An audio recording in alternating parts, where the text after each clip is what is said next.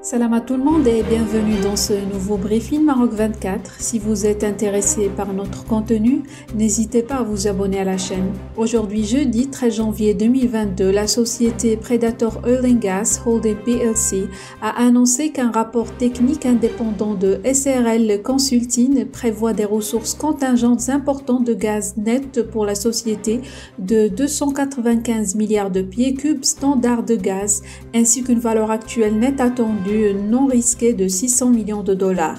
Selon le site américain d'information financière, filiale du groupe Dow Jones & Company et donc de News Corp Market Watch, la société britannique cotée en bourse Predator Oil and Gas a publié les résultats du rapport de SLR Consulting qui a réévalué les installations onshore de Predator à Gulf.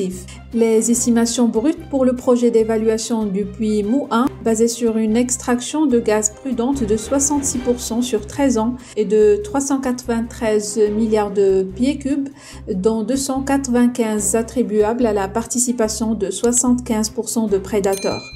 Par ailleurs, la valeur actuelle nette attendue de l'exploitation est estimée à 148 millions de dollars, basée sur 25% des 295 milliards de pieds cubes attribués à Predator.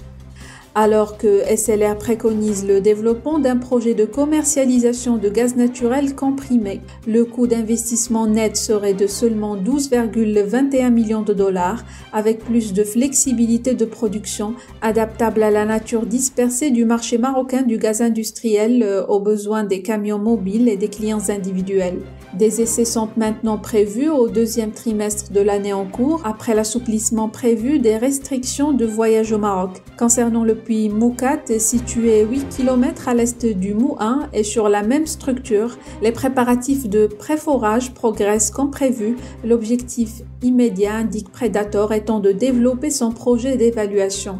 Paul Griffith, PDG de Predator Oil and Gas Holding PLC, a déclaré, je cite, « Nous sommes heureux d'annoncer la continuité des structures Mou-1 et Mou-4 qui a établi des ressources de gaz contingentes importantes et une valeur actuelle nette attendue sans risque de 592 millions de dollars. » En ajoutant qu'afin de créer une plus grande substance financière, un renversement dans une entité voulant s'exposer à l'opportunité de Gulf ne doit pas être écarté comme une option future.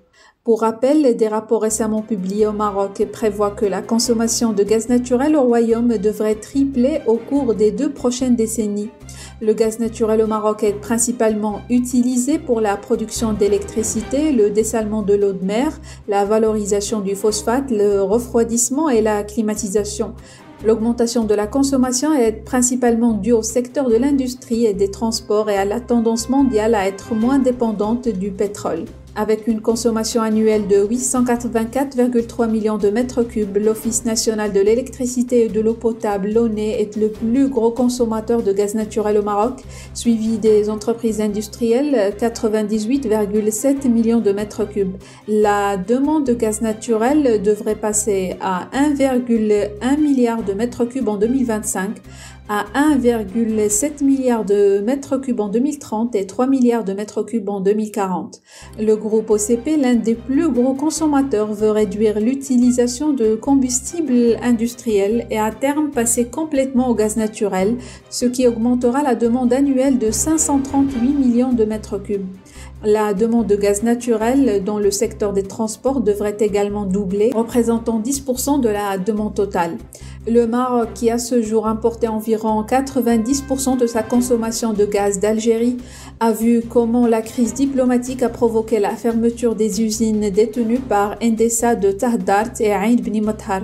Face à ce scénario, le Maroc a lancé un plan énergétique à l'horizon 2030 avec l'intention de réduire ses émissions de CO2, dans lequel il prévoit d'installer 3900 MW d'énergie renouvelable et d'augmenter l'utilisation du gaz naturel. C'est précisément à ce moment qu'entrent en jeu des sociétés britanniques Sound Energy, SDX, Chariot Oil and Gas, Predator et autres qui lancent des plans d'investissement dont l'objectif est d'approvisionner le marché marocain en gaz extrait de ses propres gisements et même d'exporter s'il y a des volumes excédentaires vers l'Espagne et le Portugal. Sur ce, la vidéo arrive à sa fin. Laissez-nous vos commentaires à propos de l'avenir énergétique du Maroc, tenant compte de la récente découverte de plusieurs gisements de gaz naturel dans différentes régions du pays. Abonnez-vous à la chaîne et je vous dis à la prochaine pour une nouvelle vidéo sur Maroc 24. Pour rester informé, je vous invite à regarder les vidéos Maroc 24 qui s'affichent sur votre écran.